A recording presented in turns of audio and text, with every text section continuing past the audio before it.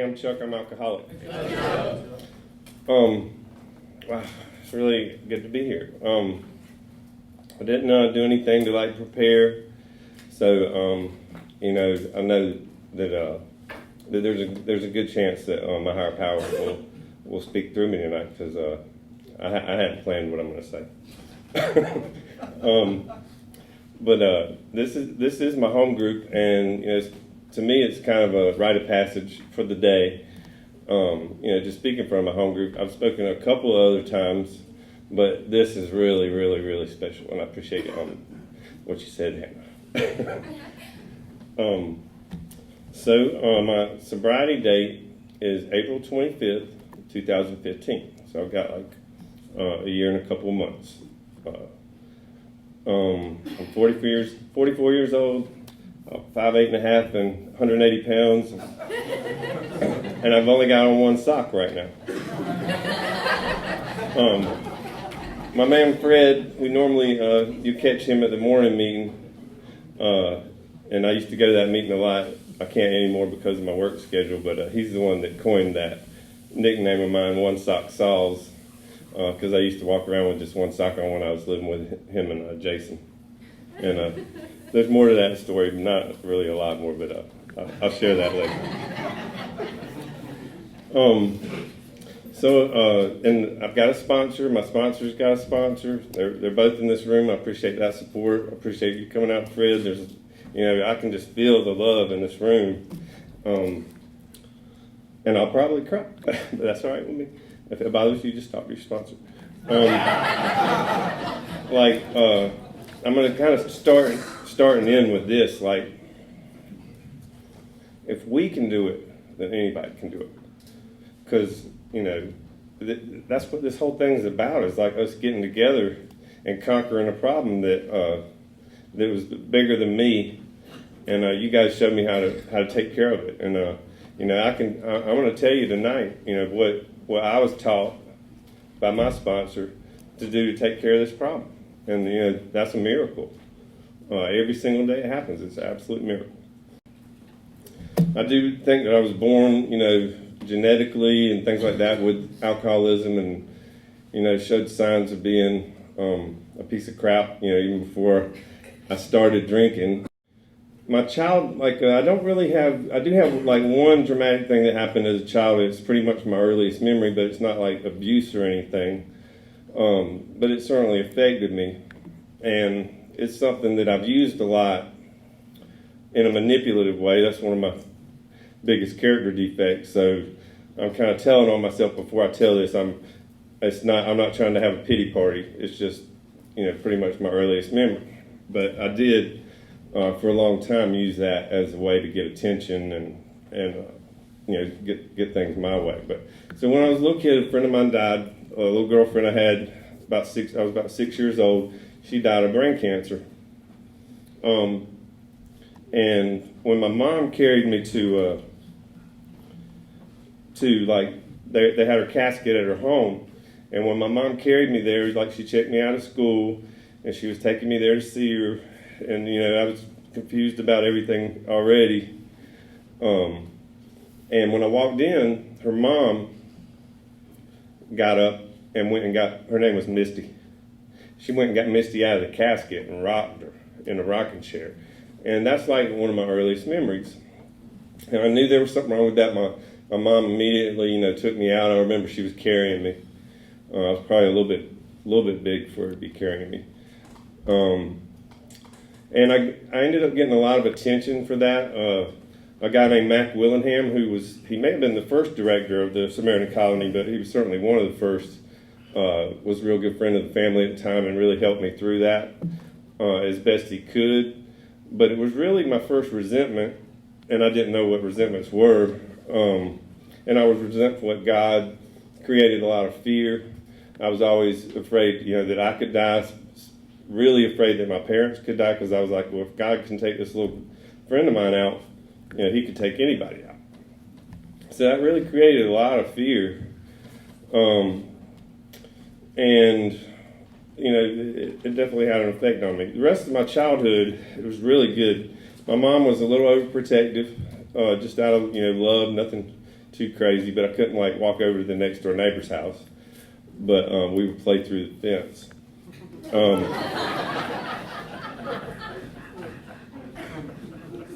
We had little places dug out like a little curve, and we loved to play bank with the Monopoly money because it kind of looked like the little, spot at a bank where you, like at a teller.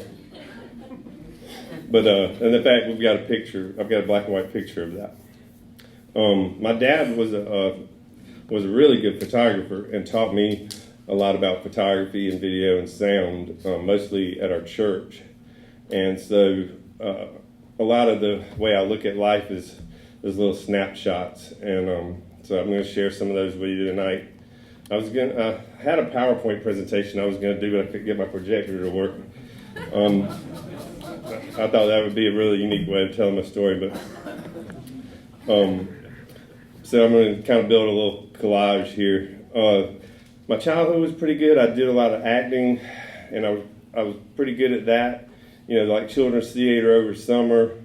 I did that many years in a row. I remember during that time is when I became what I would say like self-conscious. I had a lot of confidence doing that. And then one time during a dress rehearsal, I messed up. And I had never even thought about that I could mess up. And so I finished that season out, and I didn't ever do it anymore. I started skateboarding, which was kind of like a rebellious stage in my life. But it started a pattern of like, if something got a little bit hard, then I gave up.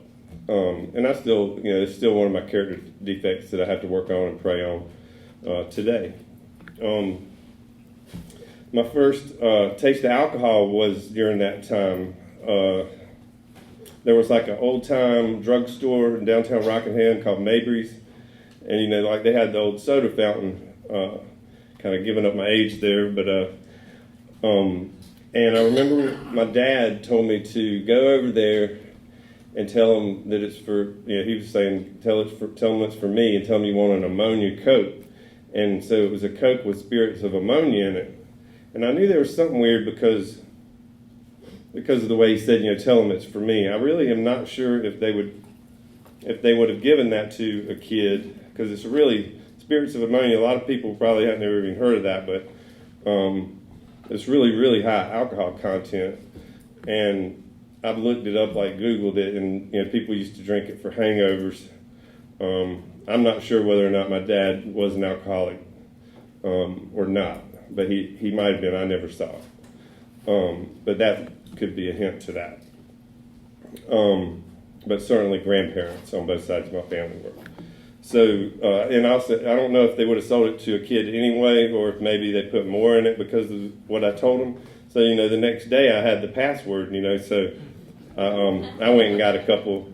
And I don't ever remember having the effects from it, but it was, I was like 6 or 7. But I remember the taste.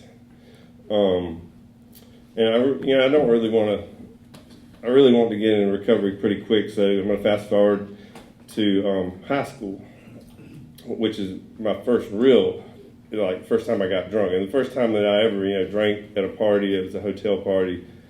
I did get pretty much blackout, definitely brownout drunk. I remember parts of it, and that's where I started a pattern of getting naked when I was drunk. I'm a founding member of the Naked Runners Club. We did that over at in Southern Pines a lot, and there's about 4 or 5 of us that did it. And so that night, that was the first time I got drunk. I got naked in the bathtub. Didn't find out about that until the next Monday at school, and that was really embarrassing. And because of the embarrassment in that, I didn't drink again. I think that was my junior year. I don't think I drank again until my senior year. And again, I got really drunk and cheated on a really great girlfriend I had. And so there was some really bad behavior that affected me a lot at the time.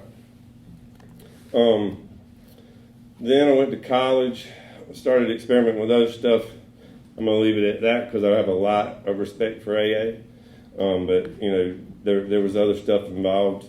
And anybody that wanted to talk to me one-on-one about stuff like that, I'd love to do it. But this is, AA is my home. I'm definitely an alcoholic. I've got the DUIs and the wrecked cars and blackout, to prove that. So this is where I found, the answer. And I'm real grateful to AA. So I always show a lot of respect in that, as far as that goes. And really everything that I ever did other than alcohol started and began with alcohol. So, it was always in the mix. It was, I was one of those guys that drank in the mornings. I remember long periods of my life, starting a second year of college, which is the only, I dropped out of college because of drugs and stuff.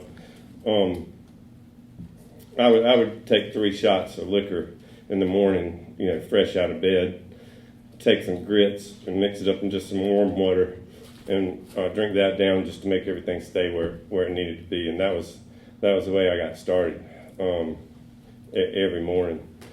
Totaled 4 cars. One of them was on Christmas Eve at about 9:30 in the morning. They didn't even ask me if I'd been drinking because normal people don't drink that early. So dropped out of college. My dad died. I went back home to live with my mom. Started working at the same newspaper where my dad had worked for a long time. And I worked there for 5 years. Left, drinking and doing other stuff. Got married, had 2 kids. I got 2 wonderful kids. They're Chad and Katie. Chad's 9 and my daughter Katie's 11. And I'll probably get into that more later on in the story. So got married. I was definitely, and even I try not to backtrack too much, but some of the relationships I had before I got married were with girls that already had kids. And I know now that, a lot of that was me thinking, well, if I'm a parental figure, then it's going to take care of my problem. It's going to take care of my drinking. I'm going to shape up and be a good father figure. And that never worked, and even when it was my own kids. So I kept, trying to function, losing jobs. Every time I lost a job, it had something to do with alcohol. It was a long time before I ever got any DUIs.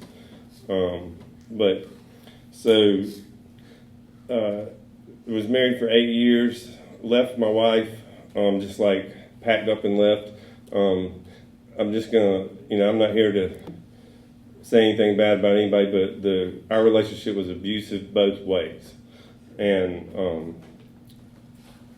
I was using the whole time, so it just wasn't a good situation. But I left my kids, and I left my family. The enemy tries to beat me up with that a lot. It is the truth, I'm guilty of it. But, I know what I'm doing today. And I don't think, I don't think it would be smart for me to try to get back together with my wife, even for the kids' sake. I think we probably stayed together a long time, for that reason. It just didn't work out in the end. So I left and started living somewhere else. Shortly thereafter, got involved with another girl. She was in recovery when I met her. And, this was my first real example of how, for me, relationships don't work out, good in early recovery. She actually had a little over a year, and, we destroyed that real quickly. I own my part of that. And there was kids involved. She lost custody of her kids. Lots of different consequences. I OD'd once, while I was watching her kids. Like they were dialing 911 on the cell phone and the ambulance came. That was a really terrible experience. There was alcohol involved with that.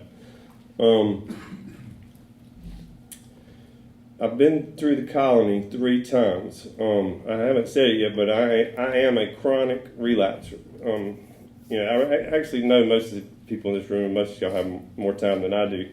But for any newcomer that's here, I was in and out of 12-step for 21 years.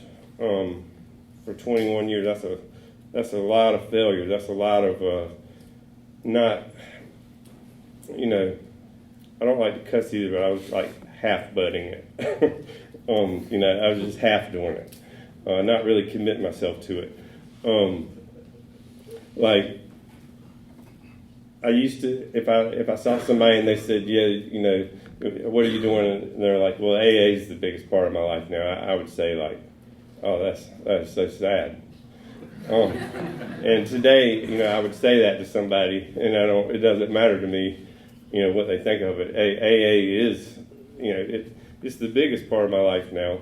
My kids are a close second, but I have literally seen, and you'll see as I finish out my story, before getting into the recovery stuff, how, I got my kids back and lost them because I didn't put this first.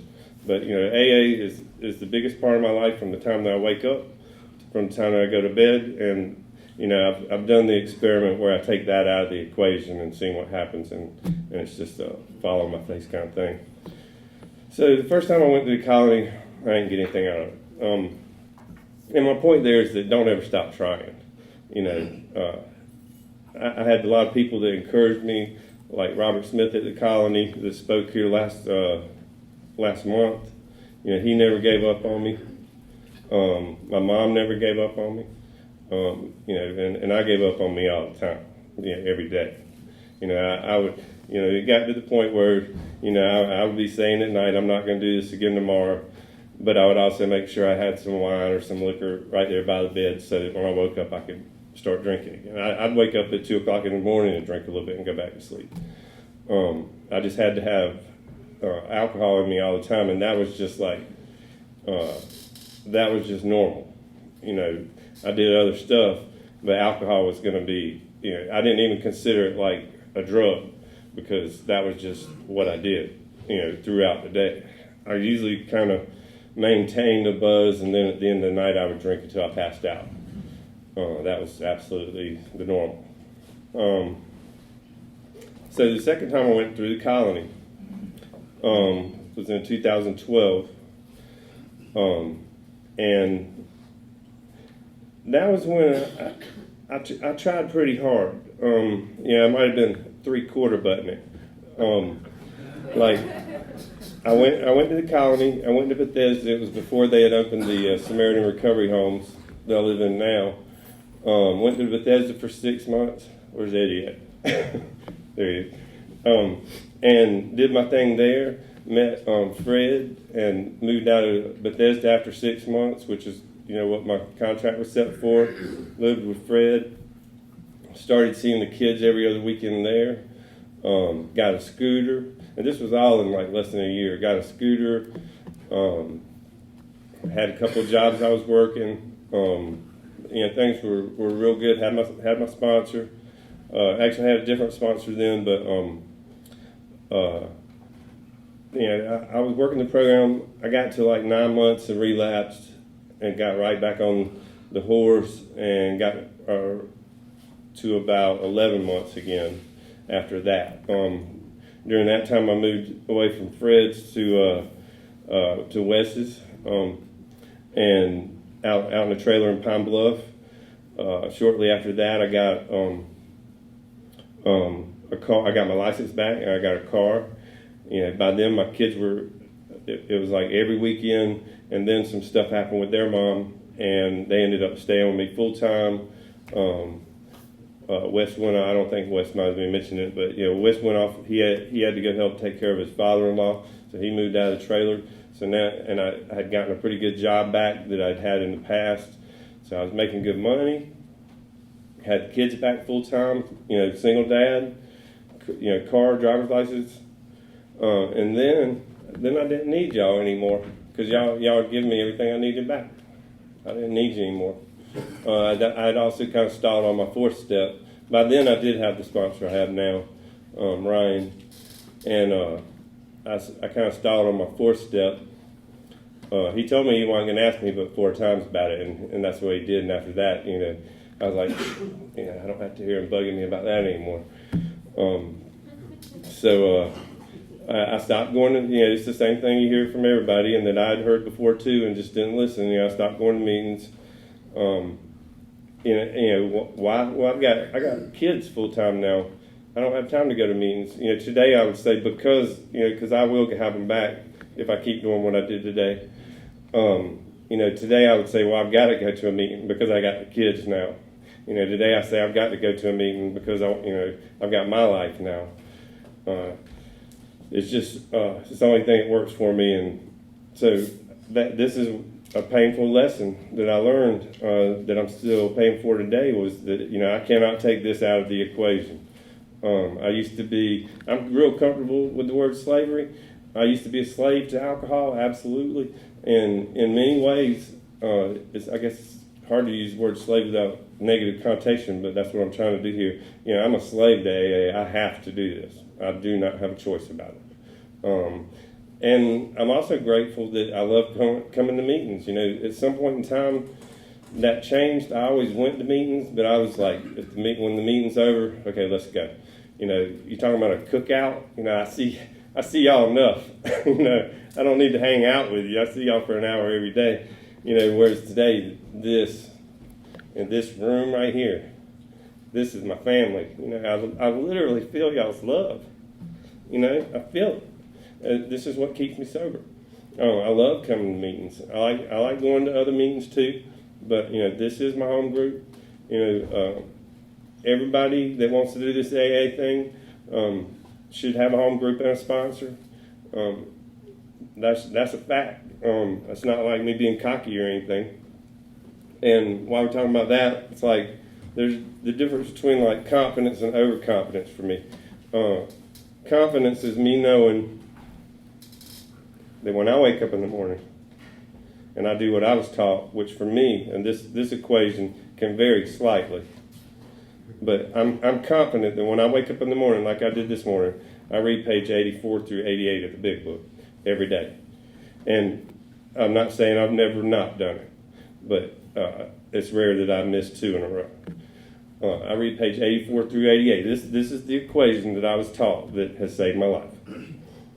I read a meditation. I do a gratitude list. Sometimes I'll make a call then, but I'll make a call to somebody in recovery that day. And that's it. I feel like I'm leaving something out, but I don't think I am. So that's what I do in the mornings. Some prayer, meditation, praying on my knees. I pray the first 3 steps every morning. Gratitude list. Reading page 84 through 88 is one of the biggest things for me. And as a matter of fact, and I've done it hundreds of times. Every now and then I'll get something new out of it, and I did today. Sometimes I speed read it. You would think I've memorized it by now, but I haven't. But sometimes I speed read it because I got to get going. Sometimes I don't get it that morning because I'm running late and I stick my book in my bag with me. I've actually got an app on my phone with the big book on it now, and I can pull it up that way. My phone is one of the biggest tools in my recovery, and anybody that knows me knows that if we're going to start talking about some tools, and now we're in a subject I really like. Y'all giving me a spiritual toolbox, but I found out that I needed a spiritual tool belt because I need to keep it real close. And I learned something. One of my favorite things on my tool belt is my check my motors meter. And I learned something about that today reading 84 through 88. Now, this meter, I can only use it to test me. I cannot check any of y'all's motives, even though sometimes I try to, but it's wrong for me to do that. But it talks about, on page 86,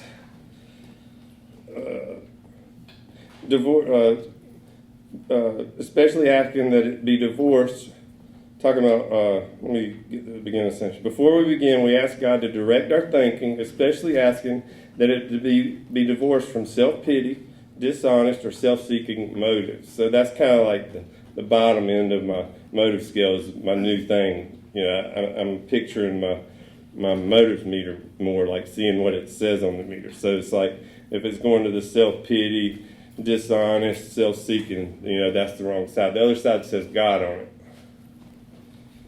And while we're on that subject, like I do want to mention what my higher power is. I am not here to sell any brand, but there's nothing wrong with me mentioning who my higher power is. And I'm just going to say it like this. At the end of every AA meeting I've ever been to, we said the Lord's Prayer, and that's my higher power. And I'm just going to leave that at that. I love the way the AA gives us the freedom to find our own higher power. I didn't start out there. I remember I didn't mention that I've been to a lot of rehabs other than the Colony 3 times, but the first one that I went to was right after my dad died, and I used the spirit of my father as a higher power during that treatment center at a fellowship hall. That was just part of my journey, finding, getting to step 12. That is, to me, that's what this program's all about. Even though all of y'all are here for me, and I do feel your love, to me, y'all's love comes through my higher power. My phone is one of my most powerful tools in recovery. It's a spiritual tool. But there's been times where I couldn't get up with anybody, and I can always get up with my higher power. That's something my sponsors called me. I'll call him with something that's bothering me, and what's the first thing he's going to say? Have you prayed about it? Well, after a while, I prayed about it before I called him, and I found out that a lot of times if I prayed about it, then I didn't even need to make a call. But that was a process, It's like when I first came in here, if you'd said, Chuck, you probably just need to pray more, that wouldn't have been very helpful. It had to, higher power, it grew from like my spirit of my dad to the rooms, and it kept going up. It did kind of end up where I had begun as a child in things that my parents taught me, but it was a long, long progression. And it's that freedom that we have in here to find that path. Not somebody coming saying, this is what you got to do. I love in the steps where it says that it could restore me to sanity. There's something about that word could that really takes the pressure off. It's not like this is what you've got to do. It's like, hey, this worked for me and it could work for you. And that really is how I feel. I definitely feel like that if I can do this, all of us can do it. And it took me a long time. So, when I see somebody fall, when I think back at all the times that I fell, I realize, well, that got me, right here tonight.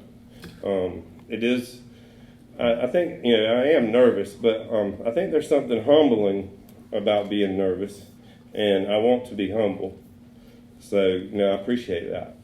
I can appreciate like emotions today, even sad ones, because obviously like I saw, I used to alcohol was a really good tool for me for a long time. That was my tool for life, and now I've got things like prayer and AA and the Big Book and my sponsor and all of y'all. I've got better tools today, but I don't have to run from my emotions like I used to. I've been reflecting a lot over the last couple of days. This time last year, I was in jail for a DUI. I was in recovery and I was clean, but I had gotten my second DUI. I've only got 2, and that was like the night of surrender. I had so I'm going to take us back to my last relapse. I told you that I got the kids back.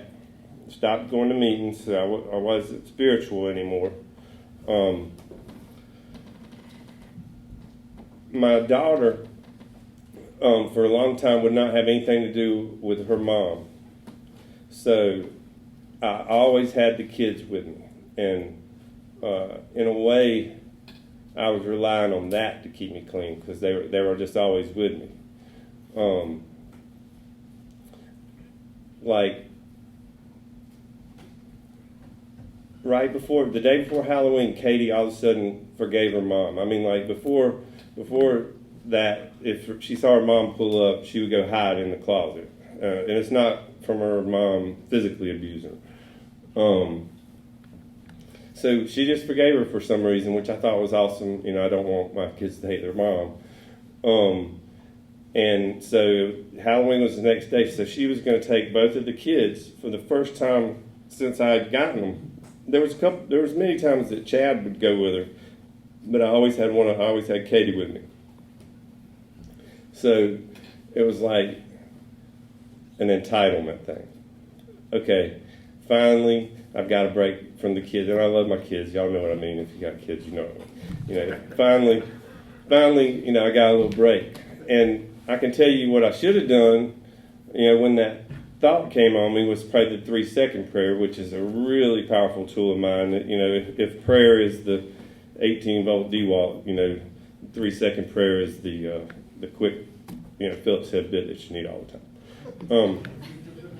And for me, I've heard a really great version of the 3-second prayer, which is 1, 2, 3, God help me, and that works pretty good. But for me, it's like, God, please remove this obsession to drink or whatever, and so that I may be of service to you and others.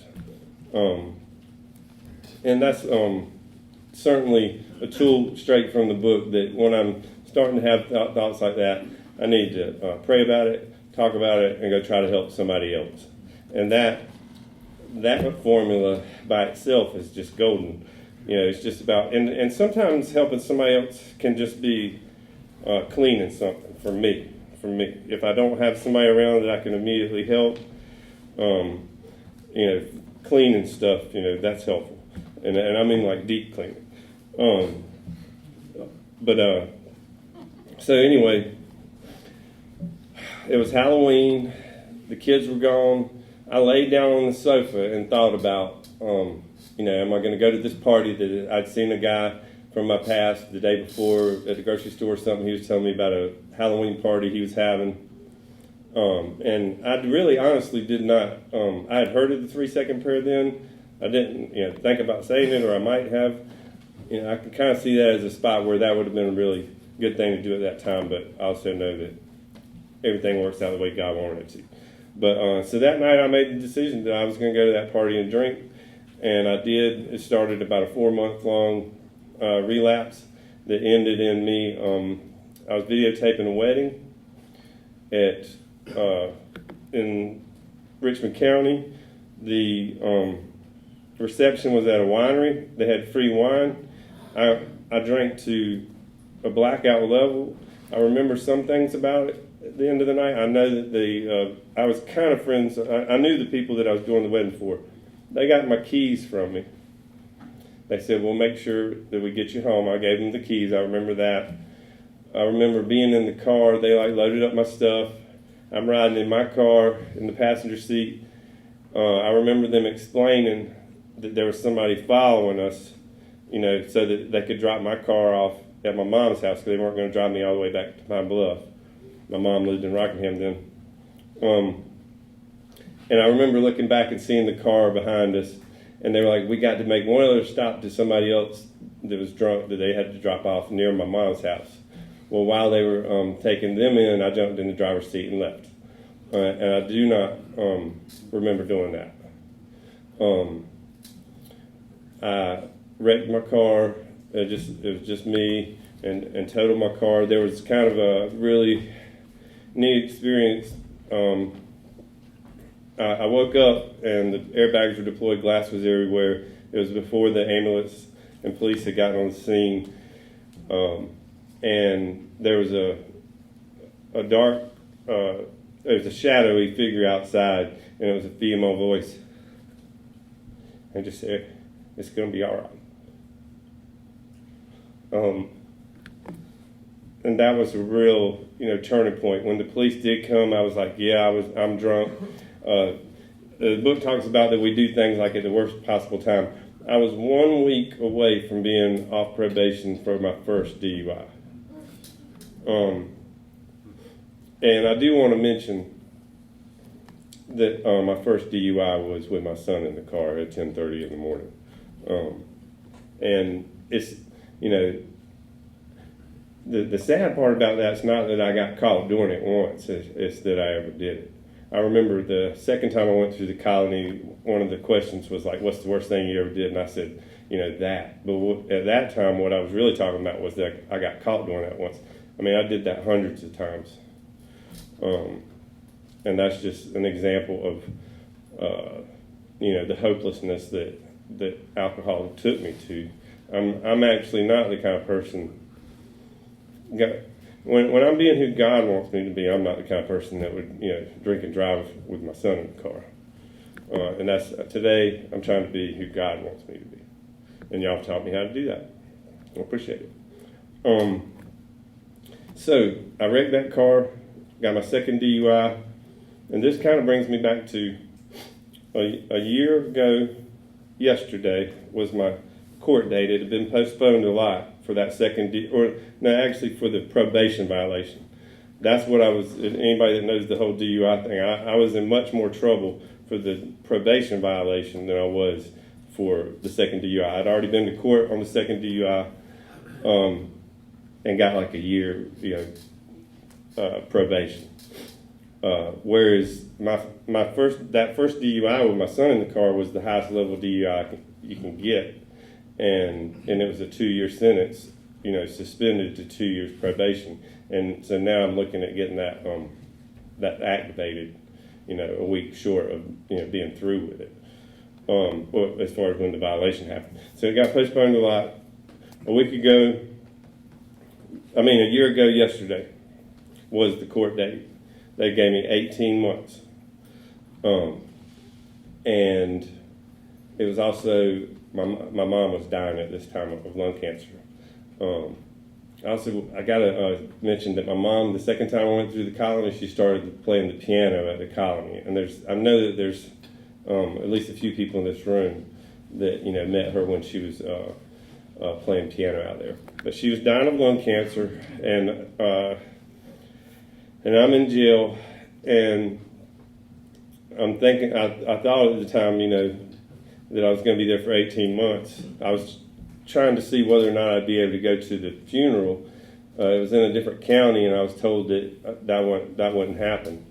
I talked to my lawyer and asked him if he could ask him to try to get an appeal. And he did, and it was pretty amazing that he was able to do that. I was just interested in being out for my mom's funeral because she was going to die any day. And the day that I got out on the appeal, my mom died that day, but I didn't get to see her like when she died that day. But I was out for the funeral, and I know that everything happened the way that it was supposed to. Pat Hill from the colony and Marcus picked me up. They were like, I was so, I don't know, just scared and confused. Didn't know how to feel, and they were like, we're going to stick you back in the room that you were in at the recovery house, everything's going to be fine. So I was out for the funeral. A couple weeks later, went back to court, to have the appeal case, and they changed. It went from 18 months to 22 days, and that's a huge difference. I remember Frank the day before the court date. I got to ride in with Frank to a meeting, and that was important to me. I appreciate that. So I still didn't leave the courtroom that day because I still had like 11 more days to do, but that was 11 days versus 18 months. That's not that big of a deal. So I came out went back to the recovery homes. I'm very grateful to Samaritan Colony and the recovery homes where I still live, for not giving up on me and helping me do things that I can't do right now. Not having a license in a car is tough, but because of the colony, I'm able to work and get where I need to be and get things paid and stuff. Let's see. The reading today was about acceptance. Acceptance is a tool for me, but it's more of like an awareness tool. Like I used to accept the fact that I was an alcoholic. That's why I would wake up in the morning and take 3 shots. I accepted it. Today it's like what I do with that information. Today I accept that I'm an alcoholic, and that's why I have to go to meetings. That's why I have to have a sponsor. That's why I have to be active in a home group. I only have I got 2 friends that are not in the program. I remember early on thinking, I'm not going to give up my friends. And I really had to, but it took a long time for me to get that. And it's not like they weren't my friends. It's just that I'm living a different life now, and y'all are living a similar life, and that's why we get along good. Wanted to mention my first AA meeting. Red, that just passed away not too long ago, was at the first AA meeting I ever went to in Rockingham above a bar called Hudson Brothers, and Rick was there too.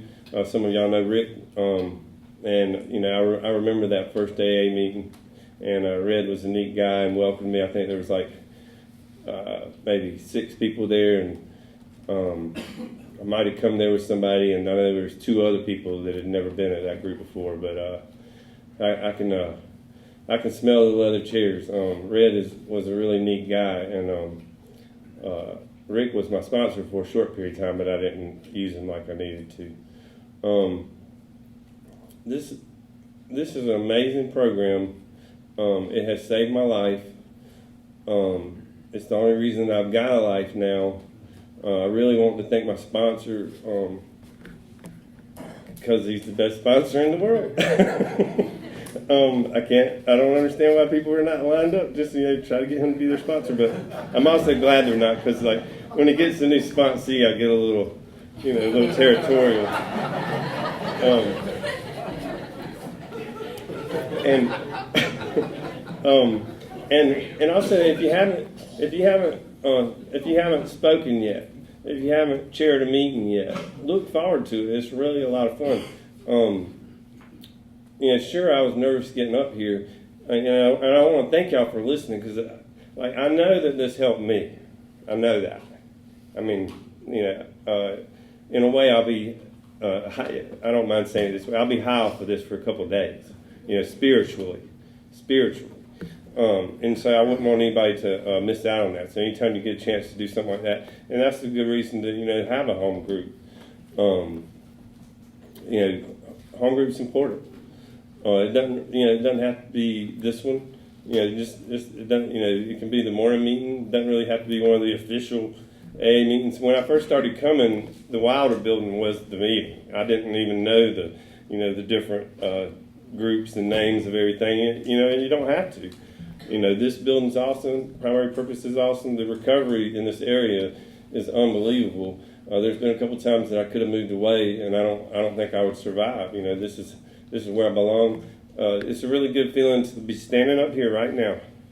It's just a great feeling to know that this is where I'm supposed to be right now. There's no doubt about it. I'm with my family. I'm with people that understand me. I'm just sharing my story. I'm telling anybody that doubts it that it works. If I can do it, we can all do it. And it's because of y'all that I can do it. It's just an amazing thing. I think I'm out of time, but thanks again, and later.